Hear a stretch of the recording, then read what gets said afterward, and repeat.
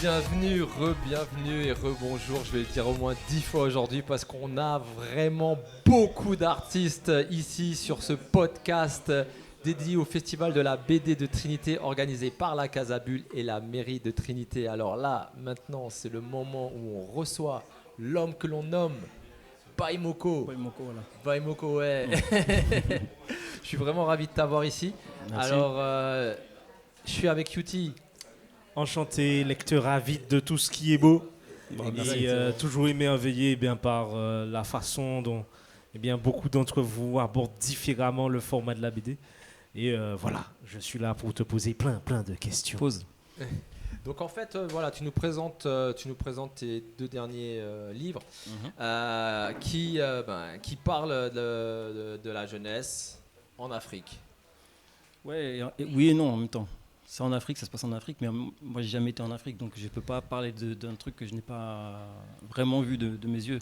C'est plus dans mon imaginaire que j'ai imaginé ce livre en fait.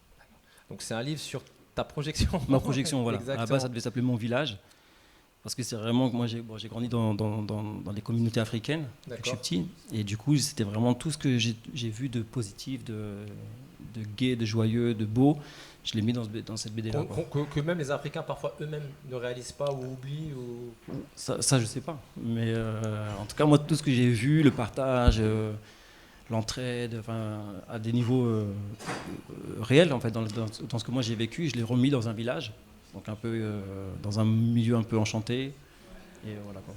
Ça parle de ça, ouais. Et justement, dans les personnes proches de ton entourage, quelles étaient leurs réactions quand... Oh, c'est cool. Ouais, non, si, c'était bien. Ouais, non, c'est bon. J'ai pas eu à rougir, ils m'ont pas fait de retour négatif, où j'ai un peu été. En fait, vu que tu as grandi avec eux, etc., oui. tu es légitime à représenter les choses comme ça. Moi, je me pose pas la question de légitimité ou pas. Okay. J'ai un sujet, je le pose et après on prend ou on prend pas. Mais en tout cas, c'était bienveillant. Je voulais vraiment faire une BD lumineuse qui soit, en fait, que quand tu fermes la BD, tu sois bien.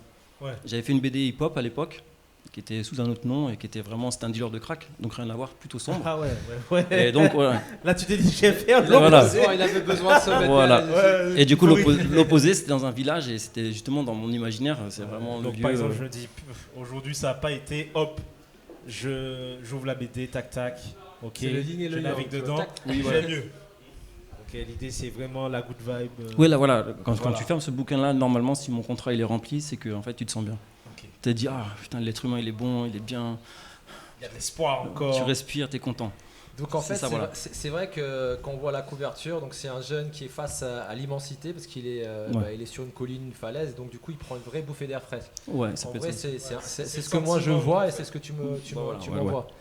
Donc en fait, parle-nous un peu justement des messages que tu as voulu faire passer, feel good quoi. Ouais, moi à la base je sais pas écrire de roman, donc je sais pas écrire avec du suspense, avec une trame vraiment. Mais par contre, il y a quelque chose que je sais faire, c'est des sketchs, des petites scénettes comme ça. Et on voit grandir le personnage, qui s'appelle Akula, qui grandit de scénette en scénette. Donc c'est quand il est tout petit, quand son grand-père il est mort, quand il est confronté avec son père, il y a plein de moments de vie, quoi. Son droit d'aîné, en fait, il y a aussi à un moment donné un petit sketch sur le droit d'aîné. Et en fait, à chaque fois, c'est un peu drôle. Et on avance comme ça de scénette en scénette. Et jusqu'à ce qu'il devienne chef de son propre village, papa aussi. Okay. Il se rencontre avec une femme. Et à chaque fois, c'est comme ça. Ok, et puis au fur et à mesure, c'est à lui de transmettre cette positivité qu'il a reçue. Oui, il y a toujours une petite phrase à la fin. Ça finit toujours sur un petit switch. Chaque chapitre finit sur un petit switch comme ça. Une petite perle de sagesse avec laquelle on repart. Ouais. Tu scénarises et tu dessines toi-même tes BD. Comment en fait tu arrives à justement avoir quelque chose qui est certes dans un univers on va dire projeté ou rêvé ou fantasmé, mais et quelque chose quand même qui colle quand même à une certaine réalité. Ça je peux pas te le dire, c'est ce que je disais tout à l'heure. C'est-à-dire que j'ai jamais été, donc je peux pas savoir. D'accord. Par contre, j'adore le concept du village. J'ai toujours depuis que je suis petit, les Schtroumpfs, Astérix, puis tant bien même tout le temps le concept du village, la petite communauté, chacun à sa place. J'en parlais ce midi avec quelqu'un. Et chacun a sa place vraiment, et je parle de ça en fait dans cette BD là. Mais en fait, moi maintenant, ce que j'ai envie de savoir, c'est toi, ton chemin personnel. Comment, est-ce que t'angoisses pas d'aller en Afrique en fait, ou d'y aller, ou comment tu te positionnes? Depuis que je suis petit, je dois y aller. Chaque année, je dois y aller. À chaque fois, il n'y a pas les sous. On n'y va pas. Mais en fait, à chaque année, je suis invité. On doit y aller, on doit Donc t'es partir. venu en Martinique avant d'aller en Oui. Afrique. Ouais. D'accord. Si tu as pas... Mais c'est fantastique. Moi, je trouve ça fantastique. En plus ça me parle parce que c'est vrai que moi aussi j'ai un père africain et chaque fois j'ai mis du temps. J'ai mis 22 ans avant d'y aller pour la première fois et c'est vrai que je sais pas si ça te fera cet effet-là par rapport à ça, mais moi j'ai eu vraiment l'impression que je marchais pour la première fois sur mes deux pieds. Parce que tout le monde te dit et tout, ouais, toi t'es quoi? T'es français? Mais français d'où? Il y a un truc, tu vois. Je fais, ouais, bah congolais. Ah, ok, tu connais le Congo? Voilà. Et en fait, quand j'y étais allé, j'ai fait, enfin. Ah, t'as vu, ouais. J'ai vu. Et t'as été déçu ou pas? C'était même pas ça l'important. Maintenant, je peux différent, répondre. Tu vois. Maintenant, Ok. je peux répondre. Il y a une sorte de légitimité. Et, tout. Ok. Et c'est vrai que si tu te poses pas la question de cette légitimité, Non, on te la pose ou pas? Tout le temps. Tout le temps. Tout le temps. Et ça te fatigue. Tu vois, là, j'ai anticipé. Ouais. Là, j'ai parlé d'un truc. Je suis préparé, j'ai parlé d'un sujet avant même qu'on m'en parle parce qu'en fait, à chaque fois que j'ai fait des radios de télé, tout ça, à chaque fois on me parle et on me pose des questions et je dis. Oh. Et en fait, ta BD, elle plaît. Elle a quand même reçu un prix à Angoulême en 2018. Angoulême, c'est quand même la référence de la BD. Qu'est-ce qui fait que ça leur a parlé à toi? Moi, je pense que j'ai parlé de sujets universels. Okay. C'est comme ça que à la base, quand je veux parler de quelque chose, quand je veux parler par exemple de la rencontre avec une femme, c'est universel.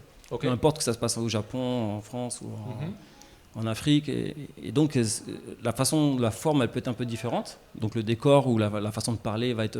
Mais le fond, il est le même en fait. Et je pense que c'est ça qui a fait que cette BD, elle était très sincère. En plus, chaque chapitre est lié à un de mes souvenirs, avec une maman, un tonton, c'est très vivant en fait. C'est très vrai un peu. Ouais. Et en fait, ça fait que chaque personne trouve ça tombe dans le jardin de tout le monde. Je pense que peu importe, même une si fleur dans son jardin, t'es pas trop près de l'Afrique, tu peux quand même toucher par cette BD là. Et Baimoko, pourquoi toi t'es congolais, Moko c'est en lingala c'est l'unité, et chercher mon nom. Avant j'étais dans le milieu du hip-hop. J'avais un nom et j'étais écuré de ce milieu-là à un moment donné de ma vie pour mille raisons. Et en fait je voulais vraiment changer et du coup je voulais aller vers un peu le rasta, un truc un peu peace and love, plutôt plus gay quoi. T'es en recherche quelque part? J'étais en recherche et j'ai pris un mot en lingala, Moko, et puis j'ai gardé le mot bail pour le côté un peu urbain, Bail Moko. D'accord, ok, cool. C'est vraiment surprenant, c'est vraiment une belle rencontre, c'est vraiment... T'es gentil toi. Non, c'est vraiment intéressant. Tu voulais rajouter quelque chose? Non, écoute, je suis plutôt intrigué justement par Monde Visible, Monde Invisible. Ça c'est la suite en fait. Celui-là avait bien marché, l'éditeur voulait un deuxième et je me sentais pas de raconter quelque chose et justement qu'il soit plus naturel, qu'il soit un peu forcé. Du coup, j'ai fait celui-là qui était plus un bouquin d'illustration où j'aborde chaque thème, tu vois, le monde visible et le monde invisible. Tu peux les montrer à la caméra pour. Ah oui. Ce que je trouve très fort, en plus du format longiforme comme ça. C'est vrai que il est pas pratique. Il est pas pratique. Faut faire une étagère spéciale. Pour le livre de Baimoko, ils n'ont pas le format Ikea là. Voilà.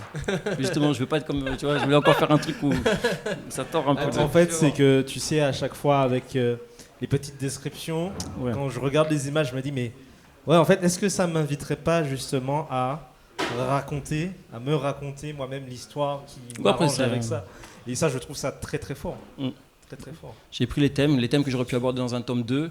Sous forme de scénettes, là j'ai pris chaque thème très brut et j'ai raconté un peu, tu vois, sous un beau texte. Mais, voilà.